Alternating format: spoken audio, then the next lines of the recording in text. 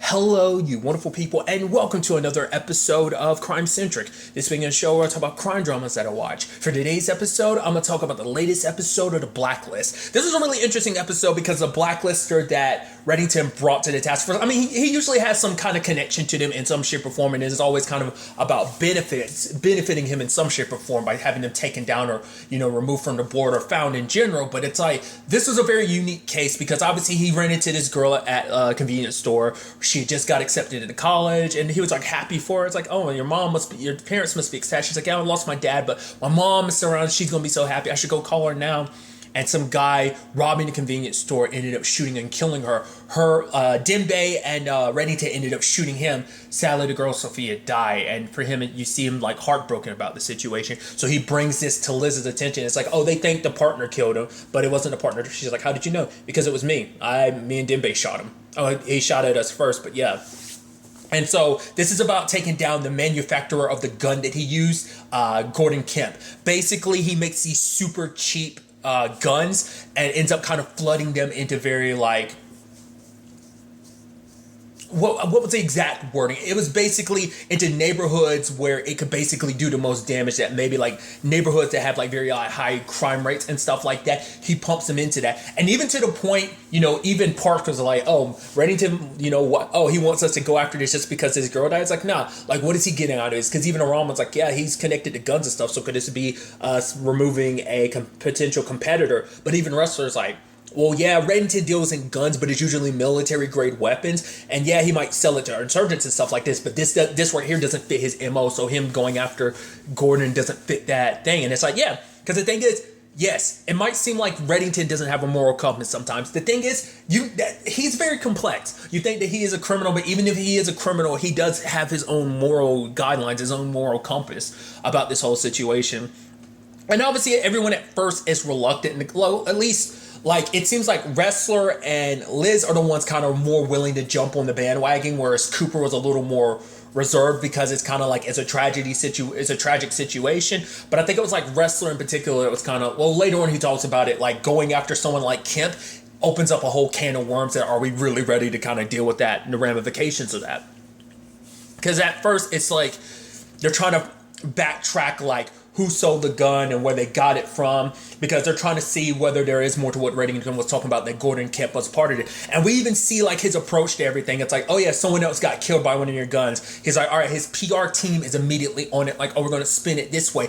He's the one that pushed to throw shade at Sofia by being like, oh, she had like a gangbanger boyfriend or something like that. But even the lady that's running the PR stuff, it's like, that don't even go down that lane, because it's just like it's going to muddy the water more. It's like we're already kind of looking better just going about it this way. We go down that lane, but for him it's like, I'm not about to help people kind of besmirch my name and stuff like that, or kind of take any loss because of this. So if it means hitting hard and basically below the belt, then he's willing to do it. And it's just like the callousness in which he talks about it, just kind of like, all right, yeah, we'll do this, do that. It's like there's no compassion, there's no empathy, no sympathy behind it. It just seems like it's such a disgusting business transaction. It's kind of what makes the matters worse in that regard, So they end up finding out the guy, the robber, they found out like who he got the gun from, and we find out who he got, the dude who sold him the gun, like who he got it from. It's a girl he's dating, but she's like a 23-year-old, and Reddington goes in and he's like, the fact of the matter is none of this aligns, because she's like a 20-something-year-old girl. She bought like 30 guns. They should have seen the signs that like something wasn't quite right. Yeah, she passed the background, but it's like the fact is she has no history of guns and stuff like that. So like why out of nowhere she'll decide to buy like 30, and she's selling it. So it's kind of a thing of like, now it turns into this complicated thing on the side of the law, because obviously they use her as a means to go after like the person she bought the guns from, trying to buy 30 more. Because if they are willing to buy 30 more from her, give her 30 more, then that must mean that like obviously they're not following the regulations. That okay, they see that something's obviously up, but they're making a deal anyway. Homdude was reserved to do it until Kemp came over, and obviously there were mics on them, but they were staticky, so they didn't get the whole conversation. But it's like Gordon kind of was like, shut up, make the deal. And obviously they tried to arrest Kemp And he makes it more of a public thing of like, oh, well, the FBI, and it's like there are other people there are like, oh, you have a warrant and stuff like that, because sadly it starts shifting into like almost like oh, you're trying to take our guns type of situation, sadly. And even Wrestler talks about it later on. He's like, I'm with the, I believe strongly in the Second Amendment and stuff like that, associate with the the NRA and stuff like that. But for him, it's like Kemp's way of going about things, like flooding like places where he knows that basically these guns will kind of get the biggest sell and do the most damage. It's like that's the problem, because he's trying to be like, well, the fact of the matter is, coming after me is like, are you going to come after the manufacturer of a car when someone intentionally runs them over with that car and something like that? It's like, the fact is he would even make that example, and it just seems like, oh, I thought I was dealing with the FBI instead of blah blah blah. It's like I said, his callousness, like even under this circumstance, and he's almost like, yeah, I'm sorry and stuff like that, but you don't seem sorry. You seem borderline, I would say, sociopathic, just because it seems like you don't care unless it's affecting your bottom dollar type of situation, And obviously, they try to take this up the legal chain, but it turns into, once again, from a legal standpoint, yeah, there's some like little red flags, but not enough from a legal standpoint that they could do anything about it. Because the fact of the matter is, when it's all said and done, it's a situation of morals don't really play a part in this. Like, you have to prove without a shadow of a doubt that basically there is proof that says that like he intentionally did this and that. And I think, in all honesty, intentions is always kind of like a hard thing to necessarily prove, especially in a circumstance like this. So legally, from a legal standpoint, it's like there was no grounds to take this to court and stuff like that. At first, I was almost wondering if the judge was paid off or something like that, because like Cooper was like, oh, dude, can I interject? And he was like, nope, I made my rulings bounce. And it's like, I get it from a judicial standpoint. It's kind of like, once I've kind of made my decision, I've made my decision. There's no, but it just seemed like, I guess it's like you're meant to be impartial and stuff like that. And I guess this, that's the checks and balances of it all, but it's still just kind of like And Sofia's mom slaps him because it's like, oh, like, you try to say that my daughter was like some gangbanger, so that's why, like, it's like, oh, you roll with people in a criminal life, no wonder something like this would happen. Almost trying to blame, not just trying to, straight up blaming the victim for like her own death and stuff like that. And obviously he's like, oh, that was assault. Like, aren't you going to do something about it? And then Harold was like, I'd get your client out of here before something even worse happens. Because it is a thing that, from a moral standpoint, everyone's like, oh yeah, this dude's scummy. Harold thinks he's a bad guy. Wrestler thinks he's a bad guy. Liz thinks he's a bad guy. But now it's like, it's like, oh, so it's like, oh, he's going to get transports because he's actually kicking. He even gloats about the fact is, oh, because anytime something like this happens, like sales and guns go up. So it's like, the fact of the matter is, I'm manufacturing and selling out even more. And so it's like, it was like a shipment of like 6,000 or something like that. And, it's like, okay. And Cooper was like, I hope you're not planning on stealing that. Reddington was like, honestly, never even crossed my mind, but thanks, Harold. You put that in my head now. So it's like, but the fact of the matter is, we're not going to let you. It's like, for Cooper, it's like, yeah, we skirt that line between right and wrong so often that it kind of gets a little blurred. But he's like, this is not how we're going to handle this situation, from a standpoint. And obviously, Reddington's like, oh, what are you going to do? Send me to my room or something? He's like, I'll stop you by any means. And, he had Reddington be like, oh, touche, with the whole situation. So basically the FBI is going to back up Kemp. Obviously he doesn't want to accept their help at first because he thinks this is all some like ploy or something to know the routes and stuff like that, that the FBI has their own intentions. But it's like, no, they're, sadly, despite how they feel about you personally, they are going to help you out and everything. And so it turns into a thing of like, okay, Park and Wrestler are going to be in the decoys. Liz, you're going to be in the actual truck carrying the weapons and stuff like that. Reddington, because Denbei's nearby and he calls him up because obviously Reddington has set stuff in motion to kind of set up the whole stealing the weapons and stuff like that. Because like if he can't take Kemp, like, Harold wanted to take down Kemp in a legal sense, so Reddington was like, you know what? One or not, we couldn't do anything your way. How about we handle things my way? And so they had this plan and everything. Got the whole crew together, planning on like I love what they ended up doing. They ended up faking an accident, having fake cops and everything. It's a whole scene that they had prepared. But Reddington prior to it had called Liz because they don't have the resources to hit all three trucks, so they have to find out which one's the real one. And so talking, Reddington ends up talking it through about everything about like, all right, like wrestler seems like the obvious choice in that regard, maybe Park like the badge, but then he thinks about it and it's like, it's got to be you, isn't it, Liz? And it's like, Liz doesn't say anything. He's like, you don't have to actually say anything, because at the same time she's talking to him, she's talking to Cooper. And so when it's all said and done, Reddington's like, I'm gonna count to 10. If you stay on the phone long enough, like past 10 seconds, I'll know that yes, you're the one that has the weapons and stuff like that. And the countdown's coming. I'm like, is Liz gonna hang up at the last second or something? What's gonna happen? What's she gonna do? And she stays on the line the entire time, because despite everything, she kind of goes along with what Reddington, because she knows that this is a means of stopping these massive amount of guns being on the streets, a whole bunch of people getting hurt and killed.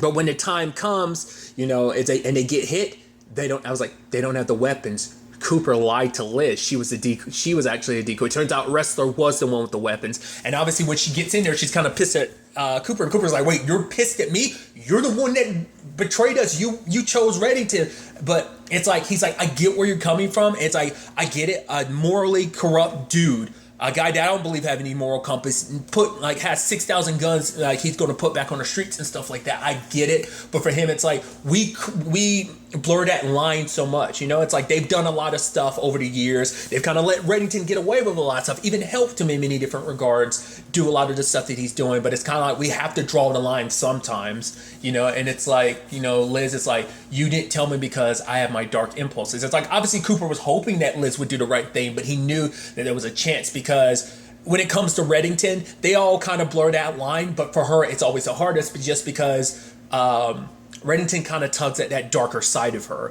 and it's like she has those darker impulses, so she's willing to, the question then becomes like, well, you make the argument she probably gets that from her mom, But I think Reddington kind of tapped into what was already kind of, there. I mean, you could also make the argument maybe like Liz is attracted to the darkness, whether it be something, the whole situation with Tom, like there was definitely darkness, with everything associated with his past and who he was, and how much she cares for Reddington and stuff like that. I mean, everyone on that team kind of has a little bit of darkness in them too. So it's just, she kind of surrounds herself in it to a certain extent. So obviously Harold is like, after everything that's kind of going down today, like the last thing I want is there to be issues between us that, we can't forgive each other. So it's a very, very complicated situation. And so Reddington handled it himself, because obviously he has nothing against manufacturers of guns, because they take pride in the history of the guns and stuff like that. It's meant to be a tool, to protect and this and that. But it's like, for him, it's like when he looks at Gordon Kemp, he doesn't see the craftsmanship that some people put into their guns of what the guns represent. It's meant for sport. It's meant to protect. But for you, it's just like basically your greed and just like you don't care about human life, essentially, Because even Liz had asked him, it's like, oh, is human life not supposed to be cared about unless it conflicts with the law or something like that? Then it's like, oh, once it becomes a law thing, it's like, oh, then we care about human life or something. It's kind of what it was kind of insinuating. That's what Liz was kind of pushing towards him about the whole situation. So for Reddington, he's like, I know exactly who we are. And even at the end, he's begging, he's like, please. And Reddington's talking, there was someone who literally is in your same situation. She said, please, before someone kind of pulled the trigger on her. And so for Reddington, he's like, oh yeah, some criminal ended up buying one of your guns off the street not too long ago, and basically pulls the trigger on him and kills him. Because obviously for Reddington, he's like, I've lost a lot of people to like gun violence, people that he's cared about, and especially because for Sofia, it's like she was so young, and the fact of the matter is this is someone who had their whole life in front of them, the good and the bad, so much like that potential life gone, And so maybe when he sees her, he sees so many different people he lost. Maybe he looks and sees Liz, because he's like, think about how Sam felt so proud of you, Liz, when you were going off to college or when you got accepted within the FBI. And and the fact is, if you were to see Agnes go off to college and stuff like that. So he pulled at her strings from being, a daughter, as well as, being a mom, and that's what kind of made her kind of lean more towards where Reddington stood. And when it was all said and done, when Liz did find out about what he did, you saw that smile crack across her face. She wasn't disappointed in him. It's like, he's like, I kind of follow him. It's like, because at the end of the day, it's like, he's like, you should actually be glad that Cooper did what he did. It's actually kind of a good sign, because it means like he believes how strong your convictions are. He knows who you are at your core. And the fact of the matter, it's like, oh, what did you do? And he was like, I followed my own convictions, and kind of for him, because I even love how he explained it. It's like, from when it comes to my world, there is no like law to protect you. Basically, for him, it's like, I'm judge, jury, and executioner. When I find you're guilty, then I pass judgment on you. That is as simple as that. There's no checks and balances. Like, you're kind of getting confused about like how things work in that criminal system versus me, a criminal, and this is my system. You know, so it's such an.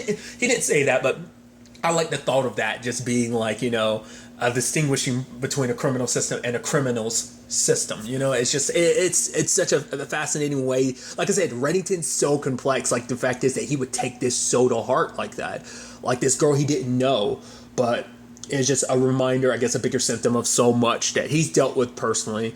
That is a situation of like, it's just it's never a big, like, something's always, it's an issue, but it's never like, it becomes even more of a thing. It becomes even more of a tragedy when it impacts you personally, you know. And it's like, oh, and like, this is about to be a tragedy, you know, with him killing Kemp, you know. So eventually, you know, the FBI is going to find out about what happened, but there's no proof and no way to go about proving it was Reddington. So I mean, it doesn't resolve anything. I mean, maybe it stops. I mean, I'm curious because the guns are already out there. So the question is, like, is Reddington going to try and gather them up, still go after them anyway? But they're probably like so spread out now. There's no way. Like, a big shipment would be an easy thing to do. Now that Kemp's done with, he'll probably, like, going forward, like, maybe the manufacturing will get shut down because of it. Someone else will pick up the mantle, but maybe it'll be easier for Reddington. Maybe he'll kind of swoop in, buy up the company, and kind of shut that down, like, or at least get someone more responsible kind of manufacturing. I don't know. That's potentially a route you can definitely see Reddington going down. I mean, while all this is going down too, Reddington's got the whole situation with Ilya.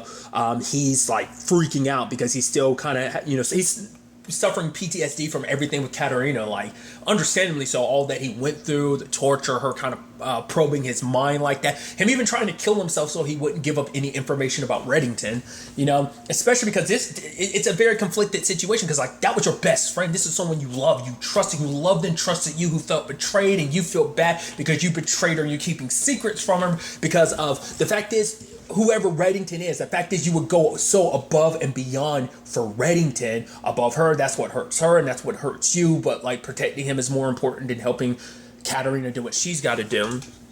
So he kept seeing a car, but his wife kept being like, no, like, honey, like, you're having an episode. Like, he kept being like, I swear I'm seeing this. And he just seemed more and more paranoid, even going as far as attacking Dembe. But Reddington comes over and is like, you know what? You need to kind of get away and get help. His wife is like, I get you and Frank have history, but the fact is, we had a happy, normal life until you came back into his life. So it's like, and Reddington wants to help, but she's like, no, we just need to kind of handle this on our own, kind of get away, you know? And, you know, Ilya was kind of like, no, don't blame Reddington. And Reddington's like, no, listen to your wife. And he's sorry. He's like, I'm sorry. I'm very sorry that I kind of put you through this. But he does see that there is someone nearby, and it's like someone's in the passenger seat. And Dembe goes to visit her, and we see it's the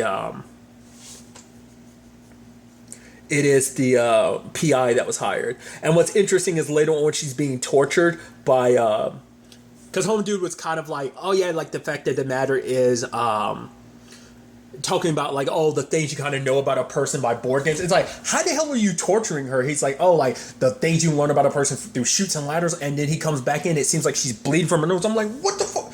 You're just the master of torture. I mean, your thing usually involves animals, but because even Dembe's like, really? Board games? I'm not getting this. Even I'm like, how the hell are you doing this? Apparently he somehow broke her. And it's like, because literally at the same time, you know, it's like Liz and Reddington are all kind of on the same side, you know, completely. You know, because even Reddington is like, yeah, I do apologize that this situation put me and a task force on different sides, but at the very least, I know that when the time came, you were on my side. But now Dembe's like, yeah, Liz is the one behind this private eye. She was looking into Ilya. She knows that you're not Ilya, and she's known for a while, and she hasn't told you that. And literally at the same time, you know, and Liz is kind of like, yeah, glad to see we're on the same side. And Reddington's not letting him know that. So it's back to that whole thing of, like, they have such a complicated relationship because it's like, once again, it's always 2 steps forward, about 5 steps back with them. Just because every time it seems like they might be in a good place, something comes about because of who Reddington really is, that they had to take steps back. Because obviously it's like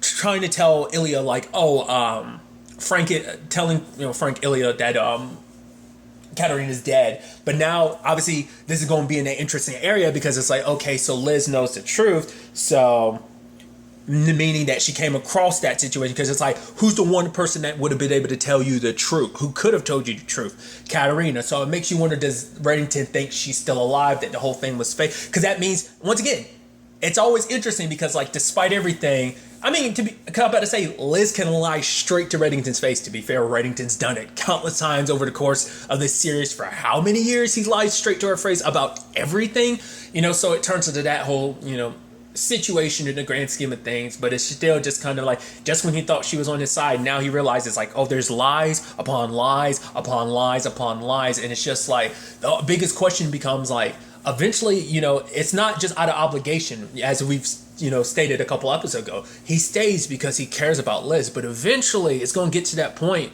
He won't put up with her lies and her deception and her manipulations anymore. Like, especially if he knows that Katerina's still alive, what she did to his friend, what this means, what secrets he's keeping buried, and why keeping who he really is so secret, So it's definitely going to be interesting to see where all this ends up taking us going forward into the next episode. But really, that's all I want to talk about. Till the next time we meet, be happy, be safe, live life to the fullest, and enjoy it. Good day and goodbye.